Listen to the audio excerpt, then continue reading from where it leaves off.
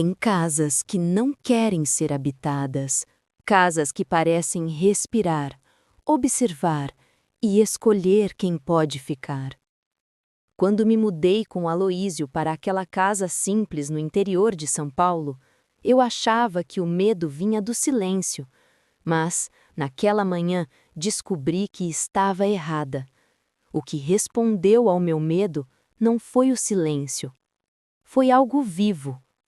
Algo que se escondia no quintal e que desde o primeiro dia já sabia meu nome. Quando Aloísio e eu nos casamos, no início dos anos 90, só queríamos um canto tranquilo para começar a vida. A casa era antiga, mas charmosa, um pequeno sobrado no interior de São Paulo, cercado de árvores e com aquele cheiro de madeira úmida que só o tempo sabe deixar. Aloísio saía cedo para o trabalho e eu ficava sozinho a maior parte do dia. No começo, não me importava, tentava preencher o tempo limpando, cozinhando, ouvindo rádio, mas com o passar dos dias, a casa começou a me parecer grande demais, silenciosa demais. Às vezes, jurava ouvir passos leves no corredor, mesmo sabendo que ninguém mais estava ali. Naquela manhã de terça-feira, tudo mudou. Era por volta das 8h30. Eu estava varrendo a sala quando ouvi um som. Algo entre um estalo e um assobio abafado, vindo do quintal. Parecia um chamado, curto, mas insistente. Parei, tentando entender. O vento balançava as folhas das bananeiras e a sombra do varal se projetava pela janela. Achei que fosse imaginação, mas então ouvi de novo. Mais forte, mais próximo. Com o coração acelerado, caminhei até a porta da cozinha. O som parou. Um silêncio pesado tomou conta de tudo. E por um instante, senti o ar mudar de temperatura, como se alguém tivesse acabado de passar por mim. Olhei para o quintal e vi uma sombra se movendo rápido, rasteira, indo em direção a um muro dos fundos. Gritei o nome de Aloísio, mesmo sabendo que ele estava longe. E foi nesse instante que percebi, aquela casa não estava vazia. Eu saí correndo para a rua, gritando por socorro. A vizinhança toda se assustou com o barulho e em poucos minutos, umas 3 pessoas já estavam no portão. Entre elas, Dona Iracema, a vizinha da casa ao lado, uma senhora de cabelos brancos e olhar desconfiado. "O que foi, menina?" perguntou, tentando me acalmar. Contei tudo. A sombra que correu pelo quintal, o som estranho. Ela e mais 2 vizinhos decidiram entrar comigo. Caminhamos devagar e eu tremia tanto que mal conseguia segurar a chave. O portão dos fundos estava fechado por dentro, nenhum sinal de arrombamento. O chão de terra do quintal não mostrava pegadas, mas havia algo diferente, o cheiro. Era um odor metálico, frio, que lembrava ferro ou sangue velho. O cachorro da vizinha, que vivia solto na rua, parou diante da cerca e começou a rosnar sem parar, o rabo entre as pernas. "Tem algo ruim aqui dentro", murmurou Dona Iracema num tom que me fez gelar por dentro. "Deve ter sido algum gato", disse um dos rapazes tentando disfarçar o medo. Mas Dona Iracema não parecia convencida. Olhou em volta, cruzou os braços e disse baixo, quase como uma oração: "Essa casa, já vi gente entrar aqui antes de vocês. Nunca ficaram muito tempo." Aquelas palavras ficaram na minha cabeça o dia inteiro. Quando Aloísio chegou à noite, eu contei o que tinha acontecido. Ele tentou rir, disse que era só cansaço, que eu estava nervosa por estar sozinha o dia todo, mas vi no olhar dele um lampejo de preocupação, um medo que ele não quis admitir. No dia seguinte, ele reorganizou a nossa rotina. Pediu para a irmã dele, Adriana, vir passar as tardes comigo. Disse que era só para eu não me sentir sozinha. Mas no fundo, acho que ele também não queria que eu ficasse sozinha naquela casa. E foi quando a Adriana chegou que as coisas realmente pioraram. A Adriana era 10 anos mais nova que o Aloísio. Uma garota tranquila, estudiosa, sempre com os fones no ouvido e os livros da faculdade na bolsa. Ela começou a vir todos os dias depois do almoço. No começo, a presença dela me trazia alívio. Conversávamos, ríamos, o som da casa parecia mais leve. Mas o que quer que vivesse ali não parecia gostar disso. Numa tarde abafada, Adriana estava sentada na sala, estudando para uma prova. Eu lavava a louça nos fundos quando ouvi um grito, alto, rasgado, que fez meu corpo inteiro gelar. Corri pela cozinha e a encontrei parada, pálida, apontando para a pia. Ele estava ali. Quem, Adriana? Quem estava ali? Ela tremia tanto que mal conseguia falar. Respirei fundo e olhei para o lugar que ela indicava. E foi então que eu vi. Rápido, mas nítido. Um homem de roupa preta, muito magro, com o terno apertado no corpo esquelético e a calça curta, mostrando tornozelos secos, quase cinzentos. O rosto era o pior. Os olhos pareciam fundos demais, como se tivessem sido cavados. E os movimentos, meu Deus, os movimentos. Ele não andava. Se dobrava de maneira impossível, com braços e pernas rígidos, apoiando pés e mãos no chão, o pescoço virado para trás, como se o corpo todo fosse um erro. Adriana gritou de novo. A coisa virou o rosto, ou o que parecia ser um rosto, e num gesto antinatural, se arrastou até ela. Eu corri e a puxei para trás. Por um instante, o ser parou, e então fez algo que me fez perder o ar. Atravessou o corpo da minha cunhada como se fosse fumaça, reaparecendo do outro lado, já perto da porta da sala. O som dos ossos estalando encheu o ar. A luz piscou, o cheiro metálico voltou. Foi ali que eu percebi que aquele homem, ou o que restava dele, tinha escolhido a casa certa. Tranquei a porta do quarto com as mãos tremendo. Adriana chorava, encolhida no canto. Eu tentava rezar, mas as palavras pareciam não sair direito, como se o ar tivesse pesado demais. O silêncio que veio depois do grito era pior do que o barulho. Dava para ouvir o tic-tac do relógio lá da sala, misturado ao som distante de algo se arrastando pelo corredor. Ele foi embora, sussurrou Adriana, quase sem voz. Não consegui responder. Tudo o que fiz foi me aproximar da janela e tentar olhar para fora. O quintal estava vazio, o portão fechado. Então, ouvi. Passos lentos, vindos da porta do quarto. O trinco começou a tremer, como se alguém tentasse abri-lo. Adriana segurou minha mão e eu, sem pensar, comecei a rezar em voz alta. O trinco parou.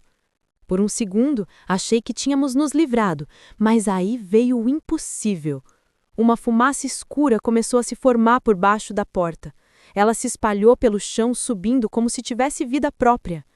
Diante dos meus olhos, aquela névoa foi tomando forma. Braços, pernas e o rosto derretido do homem de roupa preta. Ele estava ali, dentro do quarto.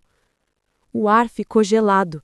Ele se moveu devagar, virando o pescoço num ângulo impossível até me encarar. Não, foi tudo o que consegui dizer. Então ele se aproximou e colocou a mão fria sobre a minha barriga. O toque dele queimava e gelava ao mesmo tempo. Senti algo me puxando de dentro para fora, como se o corpo quisesse apagar. Adriana gritava, rezava, batia na parede pedindo ajuda. Eu não conseguia me mover. O ser não olhava para ela, só para mim. Era como se me enxergasse por dentro. Quando finalmente a porta foi arrombada pelos vizinhos, ele simplesmente se desfez, sumiu no ar. Caí no chão, sem forças, sentindo aquele frio ainda pulsando dentro de mim. E entendi. O que quer que fosse aquilo, não queria a casa, queria a mim. Depois daquela noite, eu não era mais a mesma. Passei dias sem conseguir dormir. O toque dele ainda parecia preso dentro de mim, como se tivesse deixado um pedaço de gelo no meu estômago.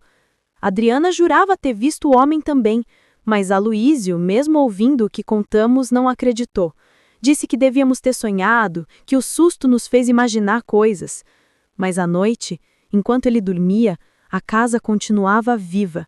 As paredes pareciam respirar e o piso rangia mesmo sem vento. Às vezes eu acordava e sentia que alguém me observava do corredor.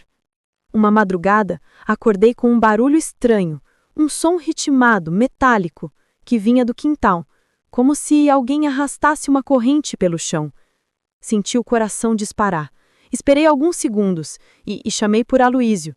Ele resmungou, se virou e, contrariado, levantou para ver. Ouvi os passos dele se afastando.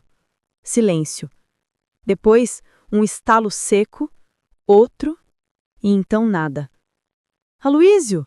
Chamei. Nenhuma resposta. Quando ele voltou, estava pálido. Não tinha ninguém lá fora, disse, tentando parecer calmo, mas a voz entregava ao medo. Só um som, como se alguém tivesse batendo uma madeira no portão.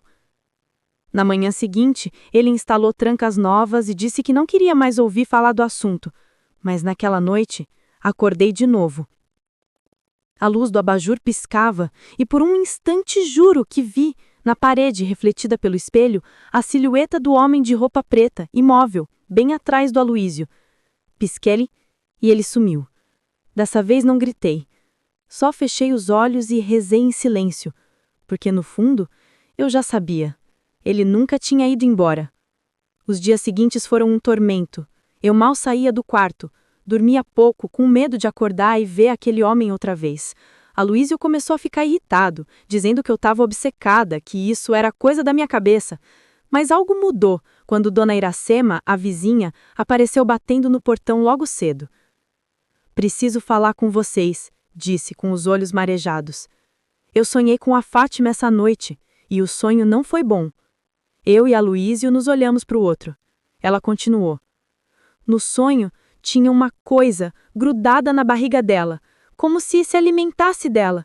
Eu gritava, mas ela não me ouvia, só rezava. Senti um arrepio percorrer minhas costas. Aloísio tentou disfarçar, dizendo que sonho é só sonho, mas Dona Iracema insistiu. Escuta o que eu estou dizendo, Aloísio. Ela está grávida e o que está nessa casa quer o que cresce dentro dela. A frase dela ecoou dentro de mim.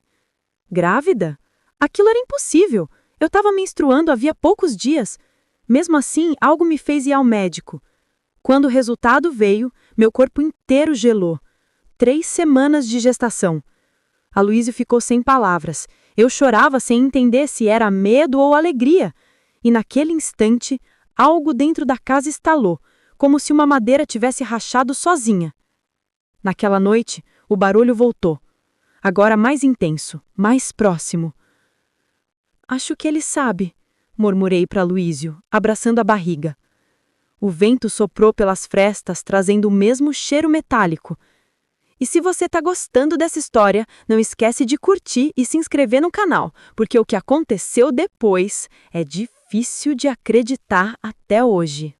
Eu estava no meu 3º mês de gestação, quando a pior noite da minha vida aconteceu. Era uma quinta-feira abafada e o ar dentro da casa parecia pesado, quase impossível de respirar. Aloísio dormia ao meu lado, exausto.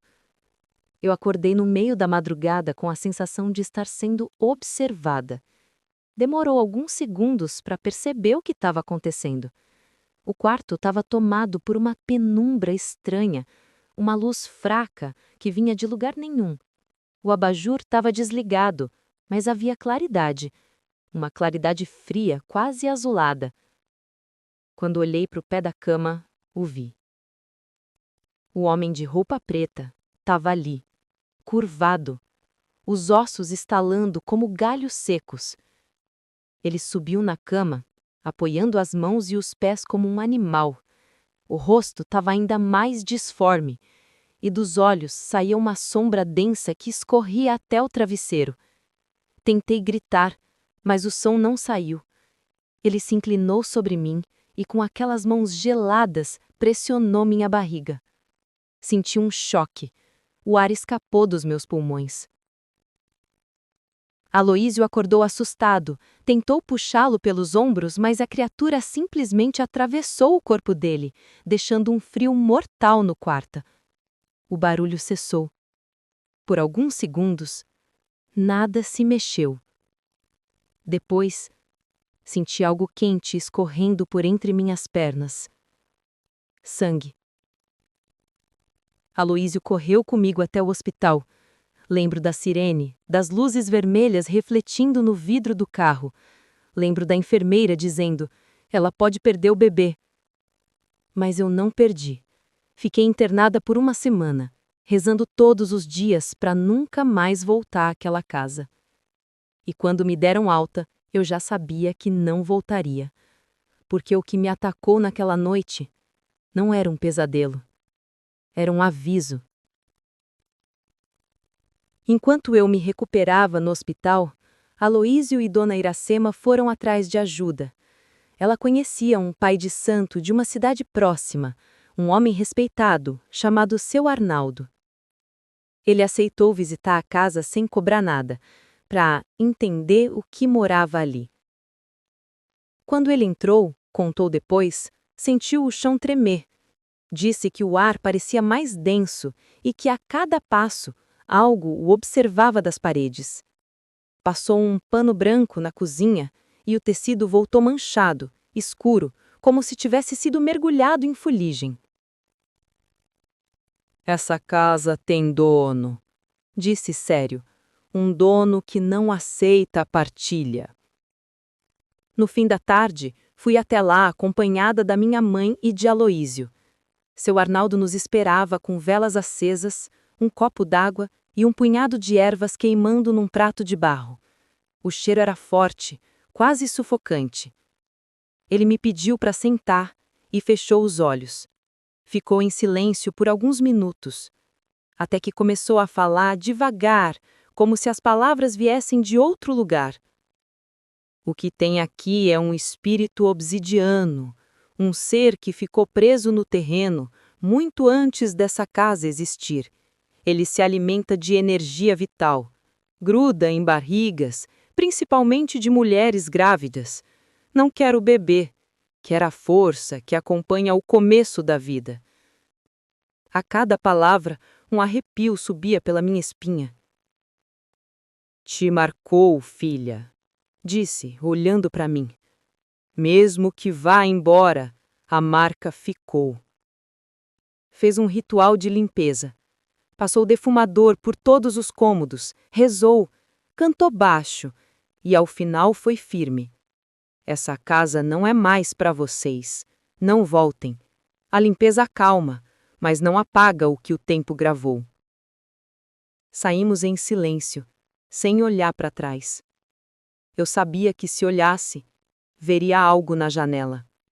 Algo esperando. Alguns dias depois, eu e Aloísio voltamos apenas para buscar o que restava: roupas, documentos, algumas lembranças do casamento.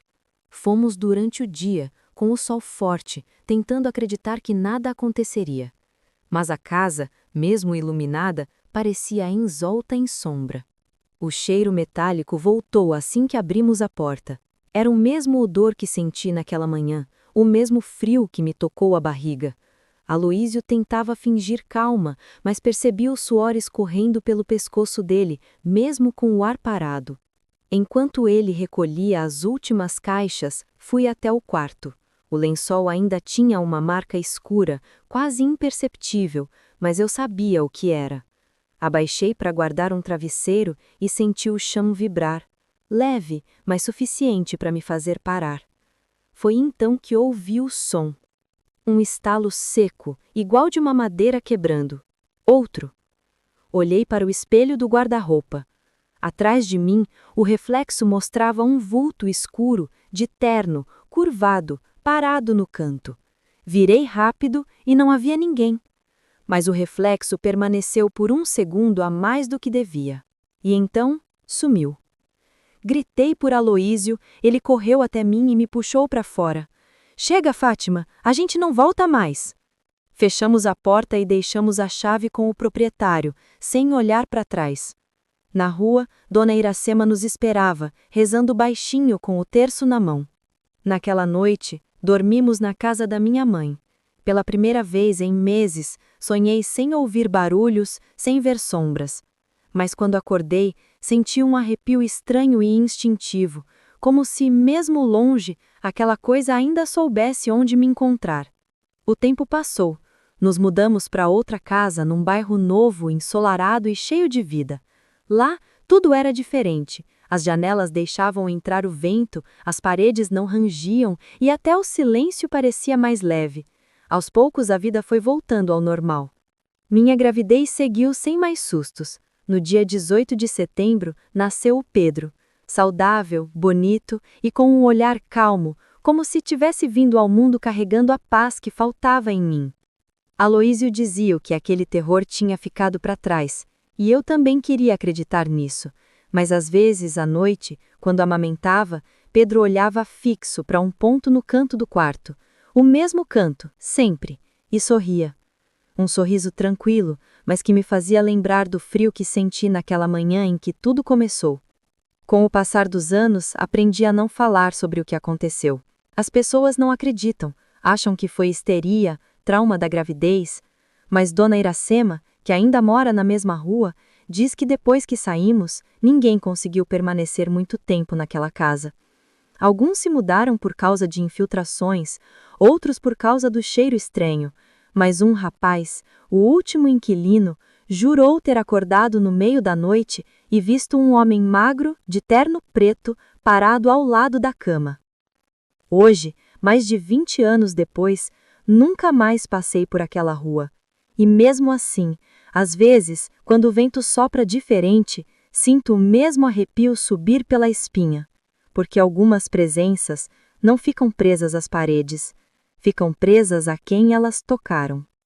Se você chegou até aqui, respira fundo e antes de apagar a luz, curte o vídeo, se inscreve no canal e conta nos comentários. Você acredita que certas casas escolhem quem deve entrar nelas?